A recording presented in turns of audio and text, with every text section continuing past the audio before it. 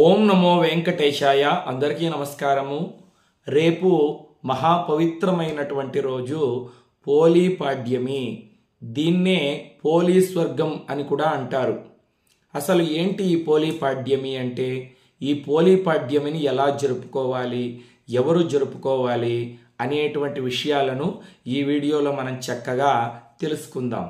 పరమ పవిత్రమైనటువంటి కార్తీక మాసంలో భగవద్భక్తులైనటువంటి స్త్రీలు చక్కగా స్నానము చేసి ప్రతినిత్యము ఇంట్లో దీపారాధన చేసుకొని కార్తీక సోమవారాల్లో ఉపవాసం చేసి సాయంత్రం వేళకు శివాలయానికో విష్ణు దేవాలయానికో వెళ్ళి అక్కడ గోత్రనామాలతో పూజ జరిపించుకొని అక్కడ పెట్టినటువంటి ఆకాశ దీపాన్ని దర్శించి శ్రద్ధాభక్తులతో ఇంటికి వస్తూ ఉంటారు. కార్తీక మాసంలో ఉపవాసాలు, పూజలు, కార్తీక పురాణ శ్రవణము ఇవన్నీ కూడా చేస్తూ ఉంటారు. కానీ స్త్రీలకు ప్రతి నెలలోనూ నెలసరి సమస్య వస్తుంది కదా. 4 రోజులు వాళ్ళు చక్కగా పూజ చేసుకోలేరు, దేవాలయానికి వెళ్ళలేరు, కార్తీక దీపాలని వెలిగించలేరు. వాళ్లకు కాస్త బాధగా ఉంటుందన్నమాట. అరెరే, కార్తీక మాసం అంతా కూడా తులసికోట దగ్గర దీపం వెలిగించాము, సింహద్వారం దగ్గర దీపం వెలిగించాము, భగవంతుణ్ణి పూజించాము, కార్తీక పురాణాన్ని విన్నాము, 4 రోజులు ఆటంకం వచ్చిందే అని కాస్త బాధపడుతూ ఉంటారు. అలా బాధపడకూడదని ఏర్పాటు చేసినటువంటి పండుగయే ఈ పోలీస్వర్గం. ఈ పోలీస్వర్గాన్ని గనక జరుపుకున్నట్లయితే స్త్రీలు ఆటంకం వచ్చినటువంటి 4 రోజులు కూడా దీపాలు వెలిగించి ఉపవాసం చేసి భగవంతుణ్ణి పూజించినటువంటి ఫలితాన్ని ఇస్తుంది ఈ పోలీపాడ్యమి పూజ.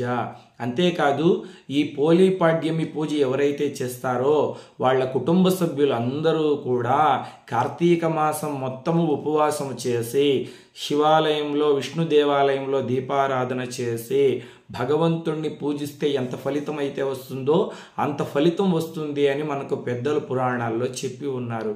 కాబట్టి ఇది మహాశక్తివంతమైనటువంటి పూజ, పోలీపాడ్యమి పూజ. ఈ పోలీపాడ్యమి పూజను ఏ స్త్రీలైతే శ్రద్ధగా చేస్తారో వాళ్లకు జన్మ జన్మాల్లోనూ వైధవ్యం కలగదు. వారి ఇంట్లో లక్ష్మీదేవి స్థిర నివాసం ఉంటుంది. లక్ష్మి అంటే చాలామంది డబ్బు బంగారు అనుకుంటారండి. మంచి ఆరోగ్యము, భార్యాభర్తలు సంతోషంగా ఉండడము, పిల్లలు బాగా చదివి వృద్ధిలోకి వచ్చి తల్లి తండ్రికి మంచి పేరు తీసుకొని రావడము, అదేవిధంగా 3 పూట్ల తినింది చక్కగా అరగడము, కంటి నిండా నిద్ర పట్టడము, కుటుంబంలో సంతోషంగా ఉండడము, ఇవన్నీ కూడా లక్ష్మీ కటాక్షమే. డబ్బు ఒకటే లక్ష్మీ అనుగ్రహం కాదు. పోలీపాడ్యమి నాడు ఎవరైతే ఇప్పుడు చెప్పే విధంగా పూజ చేస్తారో వాళ్లకు భగవంతుడి యొక్క సంపూర్ణమైన అనుగ్రహం కలుగుతుంది. ఇది పరమ సత్యం. ఇంతకీ ఈ పోలీపాడ్యమి పూజ ఎప్పుడు చేయాలి, ఏ సమయానికి చేయాలి అంటే కార్తీక మాసం ముగిసిపోయిన తర్వాత, అంటే అమావాస్య వెళ్ళిపోయిన తర్వాత మార్గశీర్ష మాసం మొదటి రోజు పాడ్యమి వస్తుంది కదా, ఆ రోజు జరుపుకోవాలన్నమాట ఈ యొక్క పోలీపాడ్యమి పూజ. అంటే రేపు మధ్యాహ్నం 12 గంటల లోపల జరుపుకోవాలి ఈ పోలీపాడ్యమి పూజ. ఎలా చేయాలి ఈ పూజ? పెద్ద ఖర్చుతో కూడుకున్నటువంటి పూజ కాదండి ఇది. ఒక 50 రూపాయలు ఉంటే మనం చక్కగా ఈ పూజను చేసుకొనవచ్చును. రేపు ప్రాతకాలంలోనే, అంటే సూర్యోదయానికంటే ముందే నిద్ర లేచి చక్కగా తలస్నానము చేసి బాగా ఉతికి ఆరవేసినటువంటి పరిశుభ్రమైన వస్త్రాలని కట్టుకొని స్త్రీలు పసుపు కుంకుమ ధరించి తలలో ఒక పువ్వు పెట్టుకొని చక్కగా చేతి నిండా గాజులు వేసుకొని తులసి కోట దగ్గరకు వెళ్ళి ఆవు పేడతో తులసి కోట చుట్టూ అలకాలన్నమాట. ఆవు పేడతో మేము తులసి చెట్టు దగ్గర అలకలేము, ఎందుకంటే అంతా టైల్స్ వేసేసాము లేదా గ్రానైట్ వేసేసాము అని కొంతమంది చెబుతూ ఉంటారు. అటువంటి వాళ్ళు చక్కగా నీళ్లలోకి కాస్త గోమూత్రము, చిటికెడు పసుపు వేసుకొని చక్కగా తుడుచుకోండి. తులసి చెట్టు దగ్గర అలికిన తర్వాత ముగ్గు వేయాలి. బియ్యం పిండితో మాత్రమే ముగ్గు వేయాలన్నమాట. శంకు, చక్రము, పద్మము, అదేవిధంగా శ్రీకృష్ణ పాదాలని వేసుకోవాలన్నమాట. శంకు చక్రం ఎలా వేయాలో మీకు తెలుసు కదా. మధ్యలో తామర పుష్పాన్ని వేయండి, లేకపోతే అష్టదళ పద్మాన్ని వేయండి. కృష్ణ పాదాలు, శ్రీకృష్ణుని పాదాలు చిన్న చిన్నగా బియ్యం పిండితో వేసుకోండి. ఆ తర్వాత పూజ గదిలోకి వెళ్ళి పూజా సామాగ్రి తీసుకొని రండి. పసుపు, కుంకుమ, పూలు, అదేవిధంగా అగరబత్తీలు, కాస్త కర్పూరము, ఒత్తులు, ఆవు నెయ్యి లేదా నువ్వుల నూనె తులసమ్మకు సమర్పించడానికి నైవేద్యం. ఏం నైవేద్యం సమర్పించాలి? పానకము, వడపప్పు, కుదిరితే ఒక 2 అరటిపళ్ళు తీసుకోండి, కాస్త తాంబూలం తీసుకోండి. తులసి కోట దగ్గర ఒక చాప కానీ ఒక పీట కానీ వేసుకొని దాని మీద కూర్చొని చక్కగా తులసి కోట దగ్గర దీపారాధన చెయ్యాలన్నమాట. 2 మట్టి ప్రమిదలు కానీ లేకపోతే మామూలు ప్రమిదలు కానీ తీసుకొని తులసి చెట్టుకు అటుపక్క ఒకటి ఇటుపక్క ఒకటి పెట్టి ఎన్ని ఒత్తులు వేయాలి అంటే 4 రోజులు కార్తీక మాసంలో ఆటంకం వచ్చింది కదా, 4 రోజులకు ఒక్కొక్క రోజుకు 3 ఒత్తులు చెప్పున 4 ముళ్ళ 12 ఒత్తులు అన్నమాట. ఈ పక్క దీపంలో చక్కగా 6 ఒత్తులు వేసేయండి, అటుపక్క దీపంలో 6 ఒత్తులు వేసేసేయండి. చక్కగా అందులో ఆవు నెయ్యి కావచ్చు, నువ్వుల నూనె కావచ్చు, మీ ఇష్టం పోసుకొని చక్కగా దీపాన్ని వెలిగించి దీపానికి కాస్త గంధము కుంకుమ బొట్లు పెట్టి కాస్త పూలను అక్షతల్ని సమర్పించి నమస్కారం చేసుకోండి. ముందుగా మహాగణపతి శ్లోకాన్ని చెప్పుకోండి. శుక్లాం భరధరం విష్ణుం శశివర్ణం చతుర్భుజం ప్రసన్నవదనం ధ్యాయేత్ సర్వ విఘ్నోపశాంతయే అగజానన పద్మార్కం గజానన మహర్నిశం అనేకదం తం భక్తానాం ఏకదం తముపాస్మహే. శ్రీ మహాగణపతికి నమస్కారం చేసుకోండి. ఆ తర్వాత మీ ఇష్టదైవము లేదా కులదైవానికి నమస్కారం చేసుకోండి. ఆ తర్వాత ఆచమనం చేసేటువంటి వాళ్ళు చేయవచ్చు, లేకపోతే మామూలుగా తులసి చెట్టుని పూజ చేసుకోవచ్చు అన్నమాట. తులసి చెట్టుకు పసుపు కుంకుమ సమర్పించాలి. కొంతమంది పసుపు కుంకుమ తీసుకొని వచ్చి ఎక్కువ ఆ తులసి చెట్టు మొదట్లో వేసిస్తారు.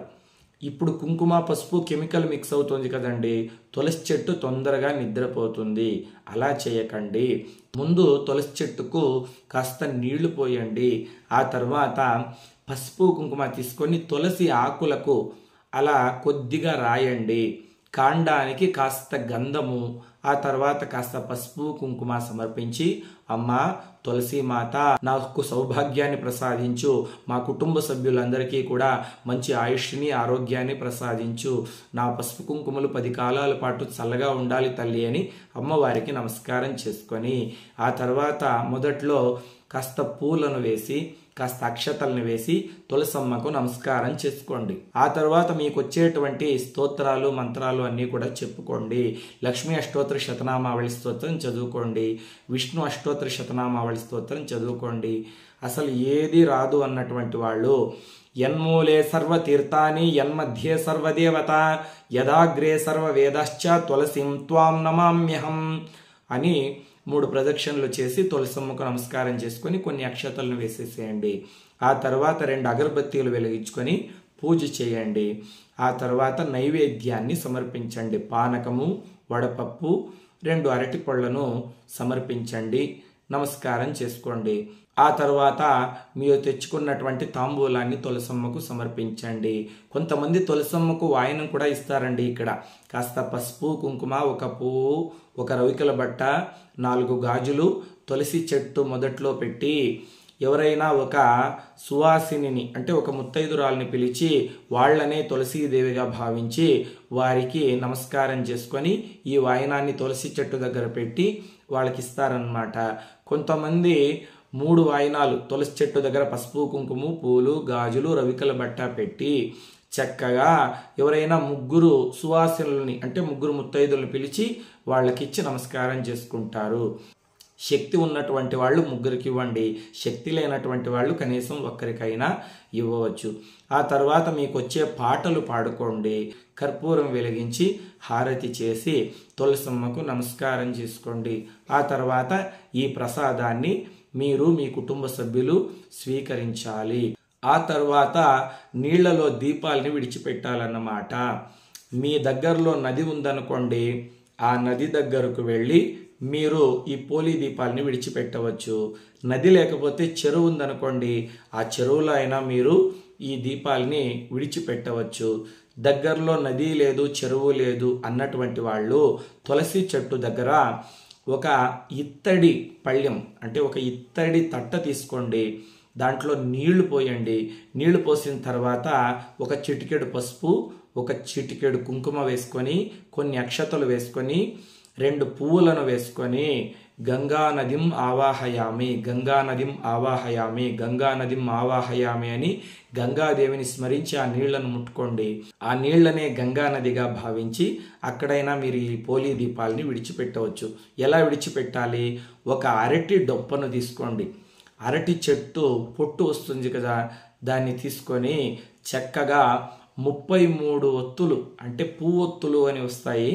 ఆ పువ్వొత్తుల్ని ఆవు నెయ్యిలో అద్ది లేదా నువ్వుల నూనెలో అద్ది చక్కగా అరటి దొప్పలో పెట్టాలన్నమాట 33 ఒత్తుల్ని.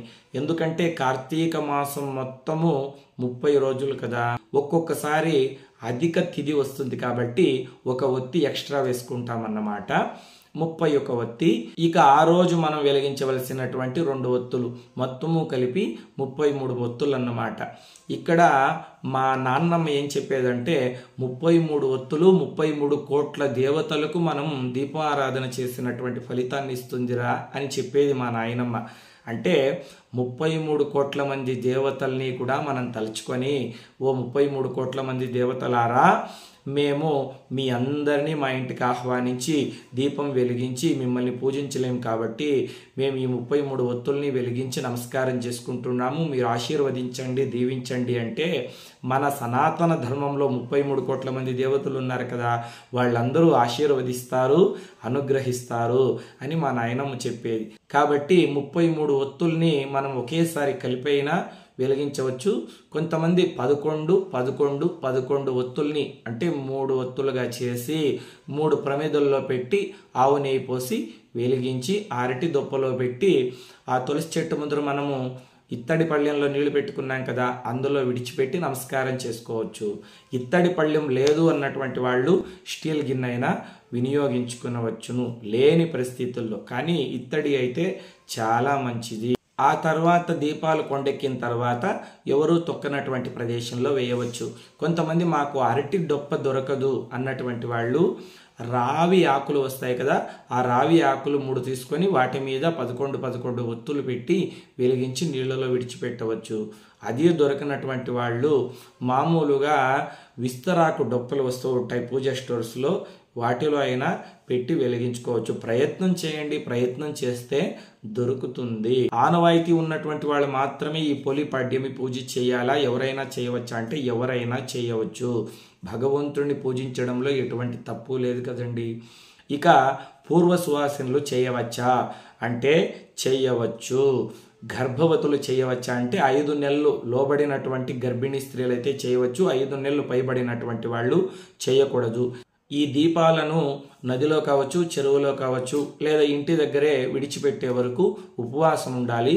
ఆ తర్వాత వ్రత కథ విని అక్షతలు తల మీద వేసుకొని భోజనం తినవచ్చు. సాత్వికాహారాన్ని మాత్రమే స్వీకరించాలి. పోలీపాడ్యమి కథ ఏమిటి అంటే, ఒక చాకలి ఆవిడకు 4 కోడళ్ళు ఉండేటువంటి వారు. కొంతమంది 5 మంది కోడళ్ళు అని చెప్తారు. ఏదేమైనప్పటికీ కొంతమంది కోడళ్ళు ఉండేటువంటి వారు. చివరి కోడలి పేరు పోలమ్మ. ఈ చివరి కోడలు అంటే ఈ చాకలావిడికి అస్సలు గిట్టేది కాదు. వీళ్ళందరూ కూడా కార్తీక మాసంలో శివాలయానికి వెళ్ళి చక్కగా దీపారాధన చేసేటువంటి వాళ్ళు, భగవంతుణ్ణి పూజించేటువంటి వాళ్ళు, దాన ధర్మాలు చేసేటువంటి వాళ్ళు. కానీ ఈ చిన్న కోడలు పోలం ఉంది కదా, ఆవిడికి ఇంటి పని అంతా అప్పగించి వీళ్ళు వెళ్ళిపోయేటువంటి వాళ్ళు. ఈ పోలమ్మ కూడా విపరీతమైనటువంటి దైవభక్తి. తాను కూడా శివాలయానికి వెళ్ళాలని, పరమేశ్వరుని పూజించాలని, దీపాలు వెలిగించాలని అనుకుంటూ ఉండేది. కానీ వీళ్ళు ఆవిడ్ని అస్సలు రానిచ్చేటువంటి వాళ్ళు కాదు. వీళ్ళే పూజలు చేసేటువంటి వాళ్ళు, వీళ్ళే దీపారాధన చేసేటువంటి వాళ్ళు. పాడ్యమి రోజు వీళ్ళందరూ కూడా ఈ పోలమ్మను ఇంటి పనులంతా చేయమని చెప్పి వాళ్ళు దేవాలయానికి వెళతారు. అప్పుడు ఈ పోలి ఏడ్చుకొని తలస్నానం చేసి ఆ తర్వాత ఈ మజ్జిగ కవ్వంలో ఉన్నటువంటి వెన్నను తీసి చక్కగా పత్తి చెట్టులో ఉన్నటువంటి పత్తిని తీసి అందులో అద్ది తులసి చెట్టు దగ్గర దీపం వెలిగించి ఆ శివకేశవులకు నమస్కారం చేసుకొని, భగవంతా ఇంతకంటే నేనేమీ చేయలేను, నన్ను అనుగ్రహించు అని నమస్కారం చేస్తూ ఉంటే ఇంతలో స్వర్గలోకం నుండి ఒక అద్భుతమైనటువంటి పుష్పక విమానం వాళ్ళ ఇంటి దగ్గరకు వస్తుంది. దేవదూతలు ఆ పుష్పక విమానంలో నుండి దిగి ఆ పోలమ్మ దగ్గరకు వచ్చి ఆ పోలికి నమస్కారం చేస్తారు. అమ్మా, నువ్వు మహాపతివ్రతవు, మహాదైవ భక్తురాలివి, నిన్ను స్వర్గలోకానికి తీసుకొని వెళ్ళడానికి వచ్చాం, రా తల్లి అని పుష్పక విమానంలో ఎక్కించుకుంటూ ఉంటే ఇంతలో వాళ్ళత్త, మిగిలినటువంటి తోడి కోడళ్ళు, చుట్టుపక్కల ఇళ్ళ వాళ్ళందరూ వచ్చి, ఓహో, అద్భుతమైనటువంటి పుష్పక విమానం వచ్చింది దేవలోకం నుండి, మన కోసమే ఉంటుంది, పదండి అంటే ఇంతలో ఆ పుష్పక విమానం పైకి ఎగరడం ప్రారంభిస్తుంది. అరెరే, మన కోసం వచ్చినటువంటి పుష్పక విమానంలో పోలి వెళ్ళిపోతుంది, పదండి అని వెంటనే వీళ్ళందరూ కూడా వచ్చి ఆ పోలి యొక్క కాళ్ళు పట్టేసుకున్నారు. ఆ పోలితో పాటు వీళ్ళు కూడా పుష్పక విమానంలో స్వర్గానికి బయలుదేరుతూ ఉంటే ఇంతలో దేవదూతలు ఈ పోలి యొక్క అత్తగారిని, ఆవిడ కాళ్ళు పట్టుకున్న వాళ్ళని ఒక తన్ను తన్ని, పొండి అవతలకి మీకందరికీ కూడా స్వర్గ ప్రవేశం లేదు, ఆవిడ మహాసాధ్వి, మీరందరూ స్వార్థపరులు, మీకెవరికీ కూడా స్వర్గప్రాప్తి లేదని వాళ్ళని తన్నగానే వాళ్ళందరూ కింద పడి పళ్ళు రాలగొట్టుకున్నారు. కానీ పోలి మాత్రము పుష్పక విమానం ఎక్కి దేవలోకానికి చేరుకునింది. దీన్ని బట్టి మనకి ఏమర్థమవుతుంది? భగవంతుడికి కావలసింది ఆడంబరాలు కాదు, నిర్మలమైనటువంటి భక్తి. నిర్మలమైనటువంటి భక్తితో ఎవరైతే భగవంతుడిని పూజిస్తారో వాళ్లకు పుణ్యలోక ప్రాప్తి కలుగుతుంది. పోలి పుష్పక విమానం ఎక్కి స్వర్గానికి వెళ్ళిన రోజు కాబట్టి దీనికి పోలి పాడ్యమి అని, పోలి స్వర్గం అని పేరు. కాబట్టి రేపు మీరందరూ కూడా ఇప్పుడు చెప్పిన విధంగా పూజ చేసుకొని భగవంతుడి కృపకు పాత్రులు కాండి. లోకా సమస్తాస్కినో భవంతు. స్వస్తి.